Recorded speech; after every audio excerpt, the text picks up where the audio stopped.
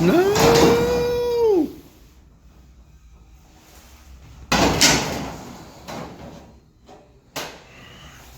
Not funny.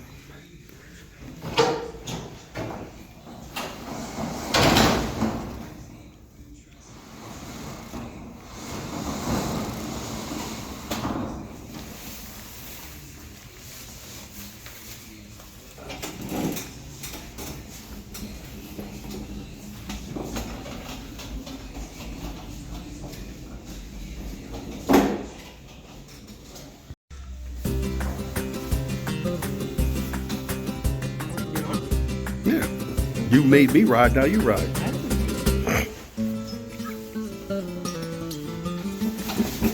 Good job. Why are you holding stuff? Give me the keys. Give me the keys.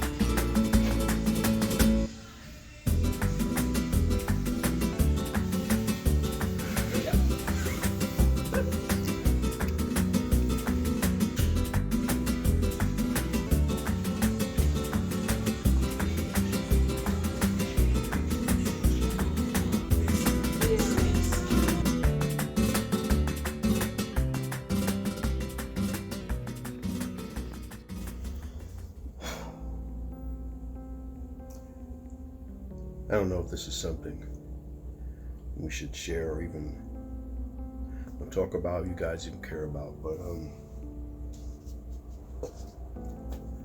it's been a week and a half, nearly 2 weeks down here. By now you probably figured out we are in Tennessee.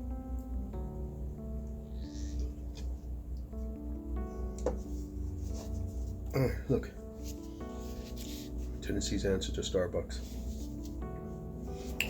You know how I'm always joking about spending $4 on a cup of coffee when I can go to a gas station and get one. Or we have coffee here, but we were just driving, decided to check it out. Anyway, I'm not doing all that well. Too many mishaps and everything else, and I'm quite sure there's still more to go.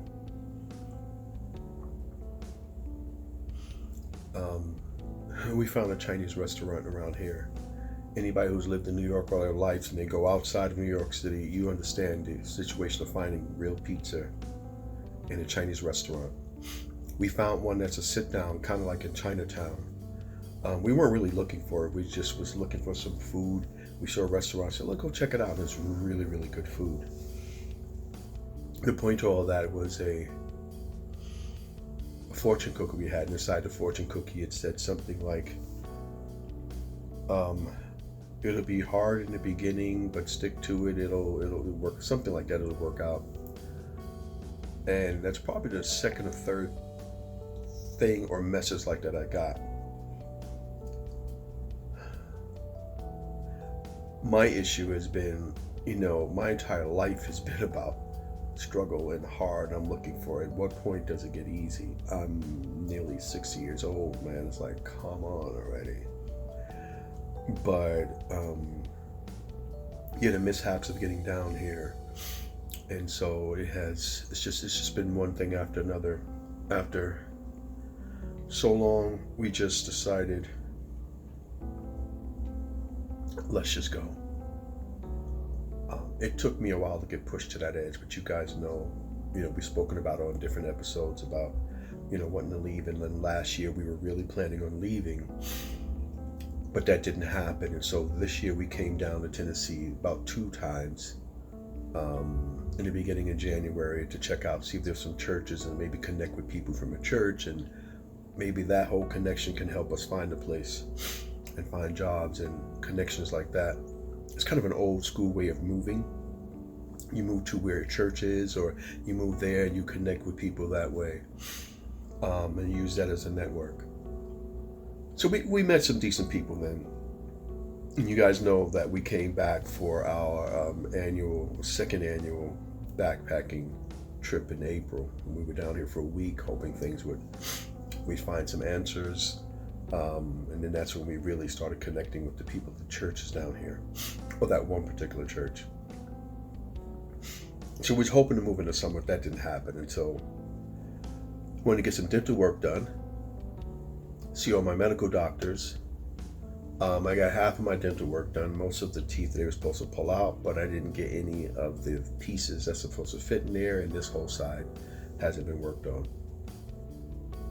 So when September came, I knew it were going to happen. When October came, I was just like, just forget it. This is never going to happen. I'm never leaving this place. We're never leaving this place. And you know her. A little too laid back for me, a little too calm. I need somebody who can be like, okay, well, let's do this. So, but maybe later on we'll talk together and we'll give you a better picture of something. But I'm just talking about me at this moment. And so I got to the point where it just got pushed to the edge. Just said, let's just go. And that's what we did. Got a, what do you call that? Found a moving company. My body's a little too banged up and I'm a bit too old to have to move out stuff. And it's pretty difficult when you've spent 19 years with someone and built a whole house. And you have 19 years of things that you need to get rid of or keep. So, at the end, I had to ask her to help me, and that's crazy. I'm supposed to be helping my child, not my child helping me, as we got down to the end to put my whole room together. And so the moving guys were quick. They came in, they got everything, they were done in less than an hour, but we weren't ready because I booked them a week ahead and I knew we had the time, but I dragged my feet. It got very overwhelming and I just stopped. You all know that. We've spoken about this. If you look at the first season episode in, I think it's called Finding Healing in the Wilderness. I forgot what episode that is. You'll hear the whole story about all this stuff.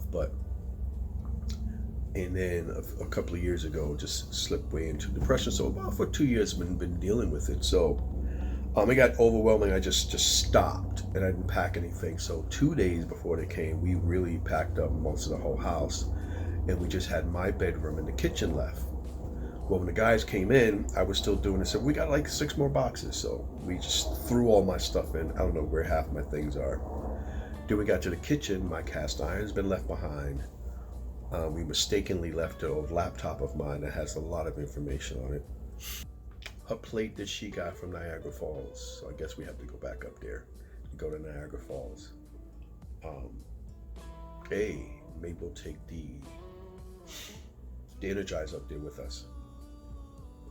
So they came in and they were done and we weren't done with the kitchen. I'm like, okay, just go. And so they took everything. And that's cool. We're gonna hold it up there for a month. And I said, once we get down here, we'll find another storage place. And 2 days ago we found one. And it was very weird walking in. When we left, I sat in the car for a little bit and it's just a weird feeling like, okay, so you're here. That's it, buddy. So we kind of came down here with no mind. I didn't sleep. Maybe 3 hours sleep last night. Yeah, it was just, I'll get to that in a minute. So much has been on my mind. So that happened. So we got in and we were supposed to be here like the 3rd of December. But last minute putting things together because I was like, let's just clean up as much as we can before we just leave. We didn't tell anybody because there's a lot of reasons why. I wasn't sure I was going to do it, and I hate to be one of those people who say, I'm going to do something, and you don't do it. I'm not that kind of person. If I say I'm going to do something, I want to do it. So we tell a lot of people. And then when some people found out, to add to everything else that was happening, actually that came after. So we got in the car. Finally, I called and told him, listen, we're going to be a little late. Can you check us in?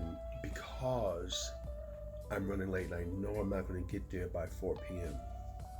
I may get there at 11. Yes, I've been fighting this cold for 2.5 weeks. It's really on the tail end now. So my voice is gone. Pretty much, it slips in and out. So we come. We're running late. Lisa called back at 11, so I called back at 11 because we spent a ton of money to be in this hotel that is nothing like it is pictured on the website. And if we didn't get here in time, we're gonna lose a reservation. Like I can't lose a reservation. There's nowhere else to go right now. I don't have the money just to throw away. So I was kind of in a rush to get here. I was so mad, so frustrated. Everything else was going on. We left, it was soaking. The rain was pouring down.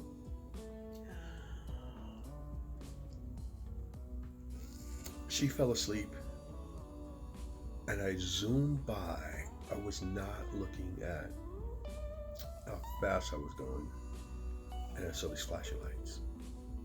So I got pulled over. Had just a couple of hours to make it. Maybe 3 hours to get to here. We were in Virginia in order to get not to lose a reservation. So get pulled over for a ticket, and the guy said he was charging me with reckless driving or something else like that. So, and I have to appear in Virginia. I'm like, I can't appear in Virginia. How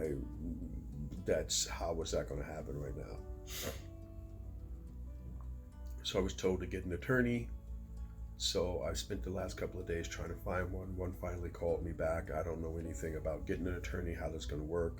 He told me his fee, and I'm like, geez Louise, man. And so that was the whole problem with me last night. Well, actually, it was more than that. So waiting for a lawyer for that, because there's a lot of things that can happen. But let me backtrack. So about 2 days after we got here, when all that stuff happened, I'm just sitting here thinking, okay, how am I going to deal with getting to Virginia? How much is the lawyer going to call? A couple of people got wind of that we moved, and so we got a couple of negative things that really didn't help me or help the situation we were going through. It was already a tough decision what I was doing. We're doing just picking up and just being gone, in a new place where there's nobody that we know here in a new area. And we're not on the other side where we were when we met the church people. We're over here in Knoxville. So I'm like, really? How is what we're doing, these folks turn this around, that it's all about them. Instead of you saying, you know what, it's good, it's about time. Let me pray for you. And it just. So, number 3, I was having trouble getting this medication that I needed. Listen to the podcast. If you haven't, go and listen to the podcast. I talked about the shortage of the medicine. So I've been trying to get my prescription filled, but apparently it can't be filled because there's a shortage for this particular medication. Trulicity for diabetics. For diabetes, Trulicity and Ozempic, because now people use it for weight loss, so it's a giant shortage. So I couldn't get it filled, so I've been trying everything down here. Nobody around here has it in any pharmacy. I finally found one pharmacy that had it. Had to deal with the insurance company, said, oh, well, we can't do it, they don't want to do it. And it was supposed to get an emergency override, but they wouldn't give an emergency override. And so the people who I finally found last night at Walgreens had 3 boxes that they were going to give me. By the time I got finished dealing with the pharmacy up there in the Bronx, by the time they kept trying to call them and dealing with the 3 were gone. And so the guy I spoke to last night said, you know what I can do? I can at least hold one for you, and I'll hold it for you till Monday. So this morning I spent time on the phone with the insurance company, and they said no. So I had to spend money out of my pocket, or basically the credit card, to pay for the medication for 1 month's supply. It was originally supposed to be $900. I don't know what he did, but it dropped down to $700. And I was supposed to have a 90 day. But back at the Bronx CVS, they kept messing with us this entire time since the summer, and the guy kept not wanting to give me the 3 boxes and kept giving me the 1 box. So this all would have been avoided had they had filled the prescription the right way before we left. I would have had my 3-month supply, and I wouldn't have to be worried about taking medication and not having enough while we're down here looking for a job, doctors, and all the other things. So yeah, there's that. So to pay out of pocket for one, and at this point, I'm probably going to end up just taking one every other week so I can stretch that out for 2 months until something blows up. I can't keep doing this. I did it once after my wife died, and I had to pay out of pocket for my medication for like 2 months, because when she died, the insurance died with her, the health insurance and everything else. So that they just cut that right off. They didn't even wait a month. They cut it immediately off for the family. So it's been rough. And then after that, it was just dealing with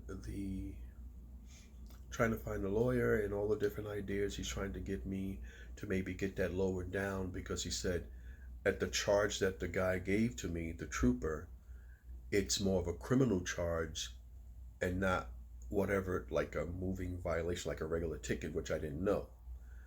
Which means I could lose my license. The judge can throw me in jail. To which he said, don't come here, because if the judge wants you here, you appear here, he can put you in there. So that's great news. You know, I'm a little old to be put in cuffs, broken up back and everything else. So I have to rely on someone I've never seen, and hopefully that's going to work out, because I can't lose my driving privileges. We have one car, we have one driver, we're in a new place, and we need that to get around and do everything else. And it has rained steadily for the whole week and a half that we've been here. We've had 2 days of sun, 2.5 days of sun. Sunny day today, sun yesterday, and then the other day was partly sunny. And yeah. Thanks for hanging out, because I know this is about 15 minutes of you just watching me just rattling off, and I don't know how we wanted to do this or what this is going to be, but yeah, so it's rough. This is those times where you just say, Lord, you know what? I've just had enough.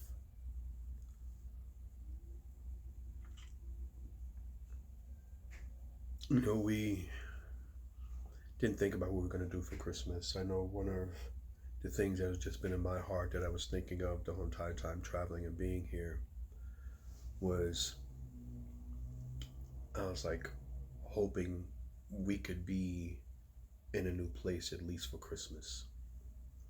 I don't mind being in a hotel, but I really would rather, you know, I think that would have been a perfect kind of Christmas gift for TK, since it's just something she's wanted to do for so long, was for us to get out of here, was to have a new apartment. I think the house is out of range for the moment, and since we don't really know the area, it doesn't make sense to get a house. It's just like, you know, just hold off for a second, get to lay the land, and if we like this area or not like this area, at least we're not locked into something that you're trying to sell. And so for the next year, it's like, but it's to the point where we have almost two more weeks here. Right after New Year's, we need to be out of here and be somewhere else, or I don't know what's going to happen. So my hope and my prayer was to have the Christmas present with her be getting the keys to a new place, but yeah.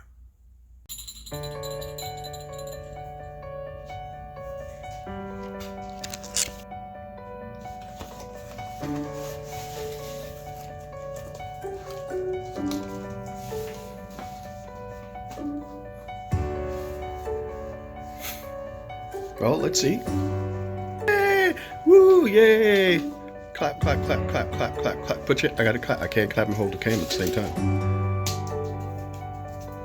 So, how does it feel? Really? Grow up. So? It feels fine. You have your now diploma. I had a bigger reaction when I passed the test. You already knew. Yeah. So it wasn't a surprise, but now you just have the paper. Oh, yeah. Well, gee, this was all a waste of my time. I can tell you how I felt then. Sure, why not? I felt like really The color's so bad. relieved and happy at the same time. The last one I took was math, and I was waiting on that score. And I was getting really nauseous afterward, not even taking the test or before. It was after. And then it was fine. It was fine after that. Because then I knew that I passed everything. Yay! A few days later, on one of the roughest days of our 2 weeks, Hannah got a text from one of her siblings, and then we finally were able to get outdoors. And we're starting out too late in the day, and it is crowded with a bunch of people. Wow, that's huge. I love that for you, Mama. My heart does hurt because I do miss you, but I think it'll be amazing for you and good for Tyrone. He doesn't need to be in that apartment anymore. I'm glad you guys are officially starting a new chapter.